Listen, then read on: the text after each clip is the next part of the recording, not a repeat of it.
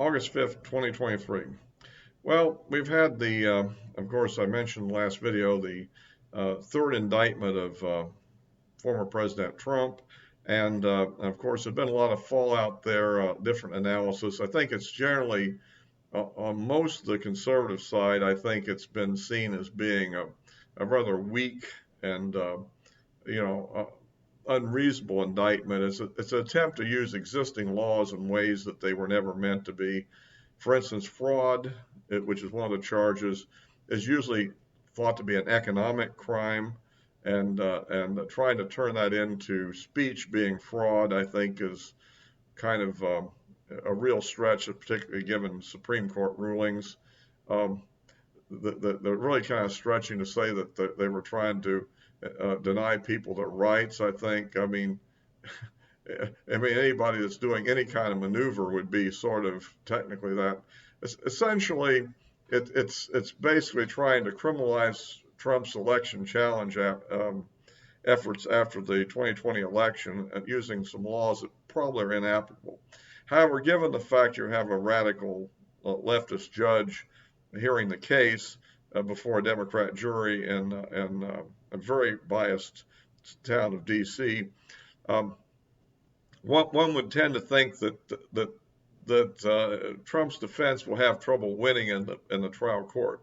And what we're this gets into the whole issue of what we're facing here in the upcoming election season.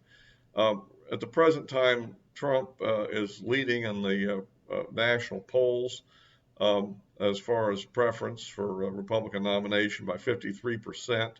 And basically, the other candidates, I mean, DeSantis has fallen off some from the low, from around 20 to around the 17 to 18 range. And I think Ramaswamy has kind of taken up some of his support, basically. You might almost see that it's not so much, there's not been a lot of change in Trump's support. It's been mainly a little bit of a, Ramaswamy has kind of come on, and therefore a few, I think there's been some defection from DeSantis in that direction, and the rest of them, and then I guess some of the early polls that people would actually throw Liz Cheney in, of all things. I don't think she's even running, but it looks like that Christie has come on to be the anti-Trump, if you will, who is sitting at about 2% popularity. But apparently his whole thing is just to rail against Trump during the campaign. So that's kind of what we're looking at there. But the problem is that the Democrats have a plan to obstruct Trump's run, which could be pretty devastating, I think. But we'll get into that here. By the way, if you like these videos, please give me a like. Again, we're looking for more subscriptions. Thanks to the ones that just subscribed recently. And of course, you can forward to links to anybody that might be interested. Yeah, but what I'm saying here is, even if we assume in a best case scenario that Trump were to actually be vindicated by being found not guilty in all the cases, one has to realize in addition to that, there's a whole series of civil cases that are being waged against him too. At least in those cases, he does not have to show up personally unless he chooses to give testimony. But in the criminal cases, he's going to be required to show up personally, and that will take him off the campaign trail during the length of each of these trials. And we already have 3 lined up, and there'll probably be a 4th one because George is getting ready to do something. And so that's the problem I think he faces here, among other things. Because if you end up with this 4th trial, if you have 4 trials being waged, somehow sequenced off, I guess they're going to even get into maybe a conflict with each other as to when they're going to occur. So that's kind of the problem I see him having here.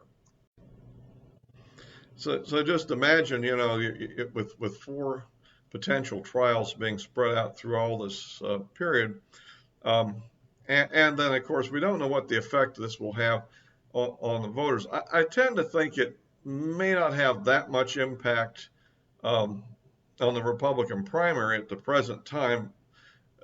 For one thing, you have all these candidates that are all splitting up the non-Trump vote, and of course that leaves you with for any of the other ones to be a challenge. Now, one thing you have to look at also is that and when you get to the state level, what the specific primary states, what usually happens is when somebody actually starts winning, it tends to start impacting how the votes occur in the other states.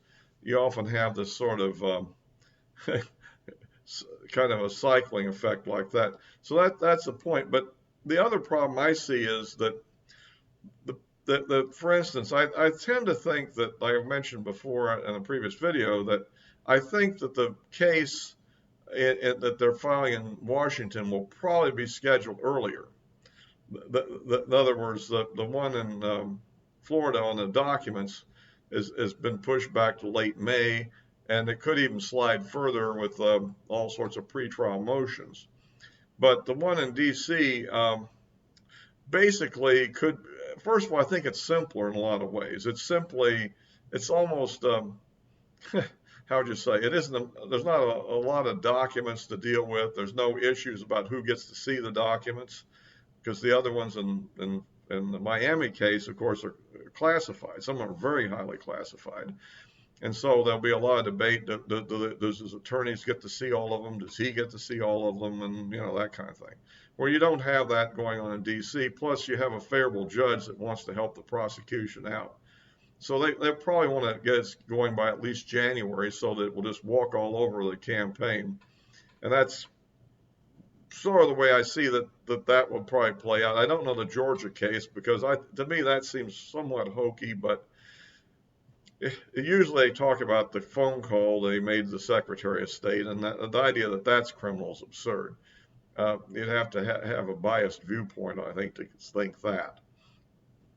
But then again, there could be other things going on, like attempts to persuade the legislature to basically step in and award the electors to Trump. That's the Giuliani meetings with the state legislature and other activities of that sort. Of course, we also know that there probably was a certain amount of election fraud in these in some of these really close swing states, and well, we don't want to talk about. Everybody seems to have really gone against the stuff that True the Vote came up with. But to me, even if they occasionally made a mistake and used the wrong map or accused one innocent person or something, that doesn't mean the general story that they put out was wrong. But, you get into a situation where no legislature or judge really wants to overturn the popular vote once it's been cast and certified. I mean, it becomes very tricky. It's particularly, I think, in a national presidential election. And of course, that was the thing is now I of course don't believe the claim that there was massive vote fraud in the sense that you're literally talking millions of votes were fraudulent. I don't believe that at all. But I do think is in key states, such as Georgia, Arizona, Wisconsin, and I think there very well could have been enough fraudulent votes to flip the election. There's also the impact of changing the rules, the idea that the Zuckerberg of Facebook came in with massive amounts of money and basically funded get out the vote efforts in Democrat areas, but not in other areas, and things of that sort. And that got mixed into the process, tainted the election in a very fundamental way. So I think there's a possibility that, but the point is, I think to some degree, maybe we need to get away from that subject now. I mean, the real issue is how will the election be handled in this election? Of course, some negative developments have occurred, such as the liberals getting control of the Wisconsin Supreme Court, which means that they'll probably start trying to, attack the allocation of state representatives in the state and districting issues and things of that sort. That's going to be, and also the voting procedures, they'll probably try to loosen them up and make it easier to cheat and that sort of stuff. That's always kind of what we can expect with this. This will be a very radical liberal group, I think, that's going to try to, because basically the court system there is completely divided at the Supreme Court level into two camps, right and left. They don't really talk to each other in a favorable way. So that's kind of what you got there. So I don't know whether that any appeals to the federal system will play out successfully or not. Um, you know, so and of course we even had a weak Supreme Court decision on Alabama case, which I don't know. I don't know the details of why exactly they made that decision, which seems to go against the trend of conservative decisions on districting. Perhaps there was something specific about that case. But that's what we're facing in this election. And of course, it seems like increasingly I'm hearing that the Republicans are doubling down on Trump because the more the Democrats, employ their two-tiered injustice system, where where a Republican always gets charged and a Democrat gets let go. But perhaps, on the other hand, I sometimes think that may not be the right reaction to it. That may be exactly what they want us to do. The question is, can this be an effective technique to get independents to vote for the Republicans? Remember, losing this election, almost any of these candidates would be far superior to the Democrats. Now, I'm not too keen on the idea of Christie, of course, but I don't think there's much chance he's going to get the nomination. But of the other candidates, there's a few minor ones also. There's this Hurd guy, I don't know much about him either. And I don't know, some governor of North Dakota has jumped in it, but there's a mayor of Miami. I tend to think most of these candidates are probably more playing for, with the exception of Christie, are playing more to be the kind of maybe to get a cabinet job or something like that.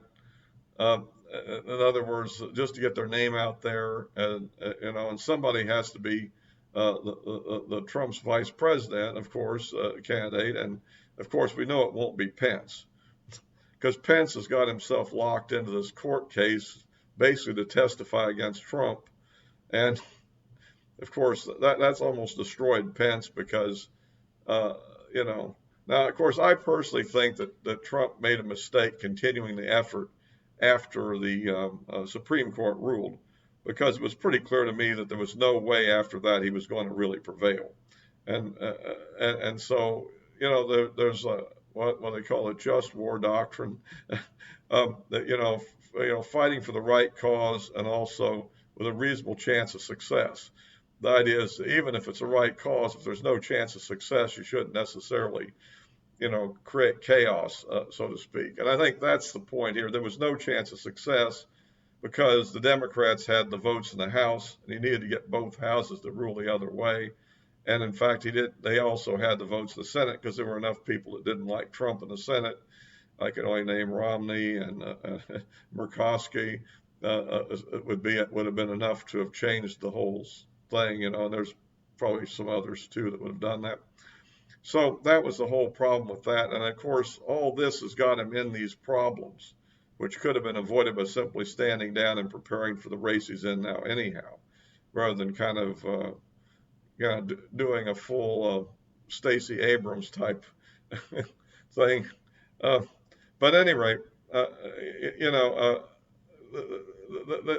this is just kind of the way it goes, but we'll have to see what happens. On the other hand, we also don't know what will be the impact if there's actually a conviction. If the conviction were to happen relatively early in the primary, of course, Trump would appeal, and the question then is, would the courts allow him to be free to campaign while pending appeal, or would they want to go ahead and incarcerate him before the nomination? See, that's another thing that the Democrats could be up to doing.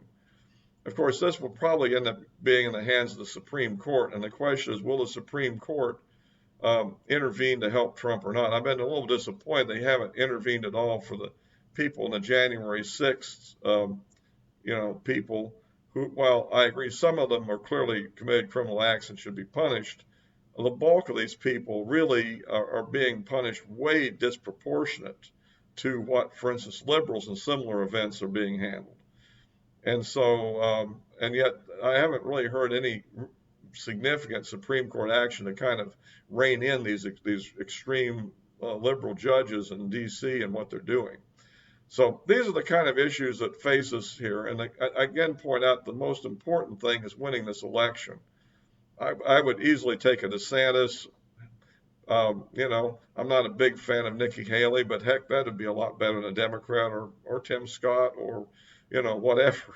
It would be far better than a Democrat. And I tend to think that if the whole Trump issue does tend to put us in a bad situation here, because again, it isn't the hardcore Trump supporters won't back him all the way.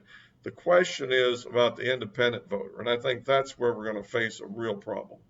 Anyway, that's just kind of where I am right now, but for the moment, it looks like things are going forward, and as Trump has said, one more indictment, and he'll be the winner or something. Well, sort of the winner, maybe of the primary. Although we don't know how that will ultimately play out, and so. And in fact, the Democrats may really want him to be the nominee because they probably are calculating that all this dirt they can put on him will hurt. Now, on the other hand, let's look at Biden, who, of course, has a favorable Justice Department. There's a special prosecutor on his documents case, but very unlikely to be an indictment there, I think. And so, it's clear that we have this two-tier justice system, and that's why I think most important is winning the election, and we'll just have to see what happens as we go forward. But I think this is a sad situation. I'm only looking at the Democrats' plan to do things like pack the Supreme Court, loosen up voter integrity laws so that it's easier to cheat, and all the things that they do. I mean. When you have just massive numbers of ballots floating around, you don't know how many of them are going to get filled out more than once and so forth. So anyhow, I'll be wrapping this up for now. As always, I'll make a posting on Rumble, of course, as well as my backup channel, and the addresses of my social media accounts are in the description below. So until next time.